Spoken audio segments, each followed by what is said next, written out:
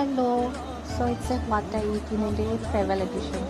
My first time কাৰণে মানুহৰ আগত নিজকে ৰেকৰ্ড কৰি খাম এণ্ড ইটছ এ টাস্ক দেই তো ব্ৰেকফাষ্টত খালোঁ 3 ধৰণৰ চাটনিৰ সৈতে এয়া মছালা ডোচা লগতে চাম্বৰো আছিল বাৰু এণ্ড ইট ৱাজ ডিচেণ্ট ভালেই আছিলে খাবলৈ চাম্বাৰটো স্পাইচি আছিলে বাৰু ইমান টেঙা নাছিলে but it was good and lunch কৰিবলৈ চুপ এটা বিচাৰি লৈছোঁ লাষ্ট ৰেকৰ্ড কৰিব লাগিব নিজকে ম'ম' খাই মানে মাছো ওলাই গৈছোঁ গুড ফুড এয়া আছে veg schezwan noodles and it was yum then mutton হানাউচ খালোঁ